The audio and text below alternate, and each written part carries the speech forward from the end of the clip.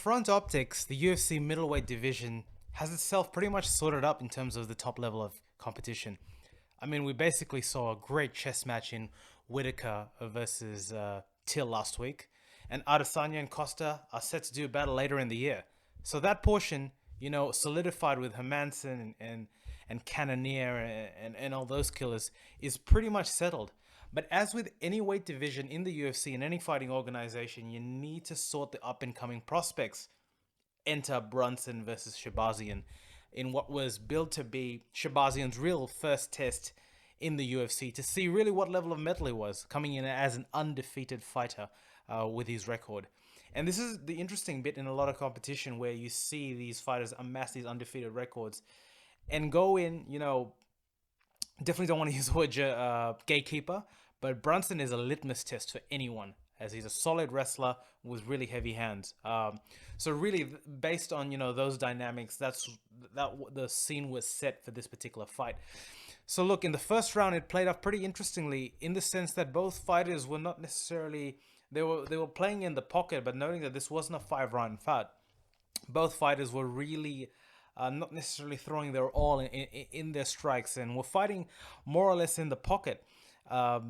Interestingly enough, we saw Shahbazian read with a couple of, counters and straight rights to catch Derek Brunson, and there was a flurry that he did in that first round, which made you think, hold up, maybe he's probably got Brunson's metal from a timing perspective, from a striking perspective.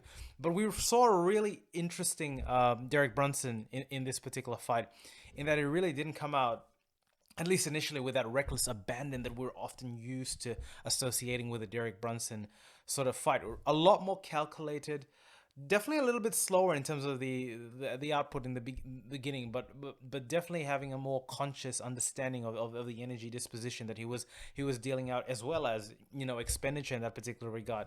But as this fight wore on, and we'll talk about the next two rounds, but it really manifested here. The main difference between these two individuals was the caliber of wrestling and the ability to integrate different levels of attacks, mixed martial arts, that Derek Brunson was able to really integrate to full effect. And we saw this in the first round when he was, there was an exchange that got closer to the cage. Derek Brunson took Shahbazian down relatively early, and from there we could see that this was going to be Derek's keys to this particular fight.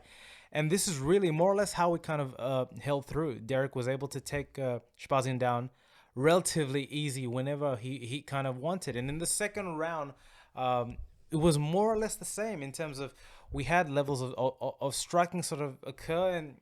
And look, this is from my perspective, but there wasn't a lot of fireworks in that particular regard there. Sure, there was some, strikes that kind of landed and maybe not necessarily wobbled the fighters, but we could see that, in this particular endeavor, it was almost 1-for-1 in that particular regard.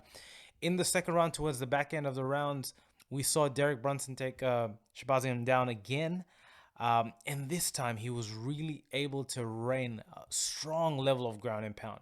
Really. And it wasn't until the second round that we also saw, maybe not quite as dramatically until, at the conclusion of the second round, the gas tank for Shahbazian really draw down. And I think this is the thing when new fighters come in and they're used to finishing their opponents relatively quickly. That cardio or that sort of MMA endurance, which really was a factor here, especially when Brunson was integrating the takedowns and the pressing against the wall and doing a little bit of that dirty boxing and dirty sort of wrestling, was something that Shahbazian, not to say that he didn't train for it, but it definitely looked like from a cardio perspective it wasn't something that he was prepared for in that particular regard. Look, second round in the conclusion, Derek Brunson took him down and rained some absolute ham fists, some real heat. And Shahbazian, it didn't look like he wanted to come out into that third round. He looked really gone. And it was interesting because Dominic and Paul Fellow were talking about this is where Shahbazian really gets to understand and know himself as a fighter and his ability to dig deep.